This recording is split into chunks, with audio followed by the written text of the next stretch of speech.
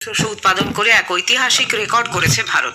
10 বছর আগের তুলনায় এই বৃদ্ধি 10 কোটি টন বেশি। মধু উৎপাদনে ভারত আগের থেকে অনেক বেশি সাফল্য দেখাচ্ছে, প্রকৃতির সঙ্গে বোঝাপড়া করে উৎপাদন বৃদ্ধিতে নজির করছে।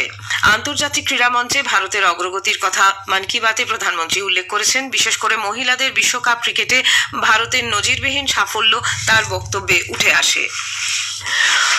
আগামীকাল সংসদের শীতকালীন অধিবেশন শুরু হওয়ার আগে সরকার আজ সংসদ ভবনের অ্যানেক্স হলে একটি সর্বদলীয় বৈঠক করেছে।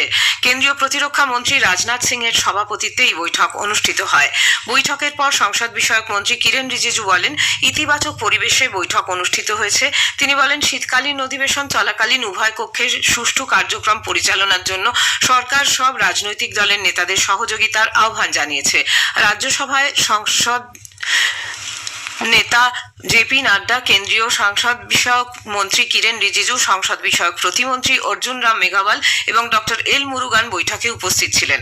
কংগ্রেস নেতা গৌরব গগৈ, ডিএমকে নেতা তিরুচি শিবা, টিএমসি নেতা ডেরেক ওব্রায়েন, সমাজবাদী পার্টির নেতা রামগোপাল যাদব, জেডিইউ এর পক্ষে সঞ্জয় ঝা, টিডিপির লাভু শ্রীকৃষ্ণ দেবরায়ালু, শিবসেনার নরেশ মহাস্কে সহ অন্যান্যরা সভায় উপস্থিত ছিলেন। উল্লেখ্য, সংসদের এই শীতকালীন অধিবেশন আগামীকাল শুরু হবে এবং চলবে 19 ডিসেম্বর পর্যন্ত। নির্বাচন কমিশনের দুই বিশেষ পর্যবেক্ষক সুব্রত গুপ্ত ও সি মুরুগান আজ ফলতা বিডিও অফিসে বৈঠক করেন। বৈঠকে উপস্থিত ছিলেন ডায়মন্ড হারবারের মহকুমা শাসক শুভ্রজিৎ গুপ্ত।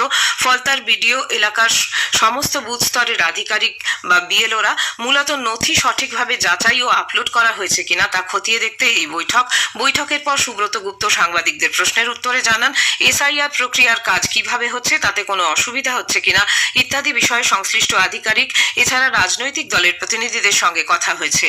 নির্বাচন কমিশনের নির্দেশিকা মেনে কাজ হচ্ছে কিনা তা খতিয়ে দেখা হচ্ছে। দিল্লি পুলিশ 1 দশকের পুরনো ন্যাশনাল হেরাল্ড মামলায় আজ নতুন করে কংগ্রেস নেত্রী সোনিয়া গান্ধী ও রাহুল গান্ধীর বিরুদ্ধে এফআইআর দায়ের করেছে। ইডি ওই সংবাদপত্রের মালিক অ্যাসোসিয়েট জার্নাল লিমিটেড এজেএল এর বিরুদ্ধে অপরাধমূলক চক্রান্ত, তন্ত্রকতা এবং বিশ্বাসভঙ্গের ফৌজদারি অপরাধ ঘটিত একাধিক অভিযোগ আনায় পুলিশ আজকে পদক্ষেপ গ্রহণ করেছে। ইডি বলেছে, এজেএল এর 988 কোটি টাকার সম্পত্তি বেআইনিভাবে মাত্র 50 লক্ষ টাকায় সরকারি সংস্থা ইয়ং ইন্ডিয়ান কোম্পানিকে বিক্রি করা হয়েছিল। ইয়ং ইন্ডিয়ার 76% শেয়ার সোনিয়া গান্ধী ও রাহুল গান্ধীর মালিকানাধীন। এই মামলায় ইডি বেআইনি অর্থ লেনদেনের একাধিক প্রমাণ হাতে পেয়েছে বলে জানানো হয়। রাঁচিতে দক্ষিণ আফ্রিকার বিরুদ্ধে একদিনের আন্তর্জাতিক ক্রিকেট সিরিজে প্রথম ম্যাচের শেষ খবর পাওয়া পর্যন্ত ভারত 48 ওভারে 5 উইকেটে 329 রান করেছে। এর আগে টসে জিতে দক্ষিণ আফ্রিকা ফিল্ডিং করার সিদ্ধান্ত নেয়। খবর এখনকার মতো এ পর্যন্ত। এরপরে শুনবেন গ্রামীণ সংবাদ সন্ধে 6:35 মিনিটে।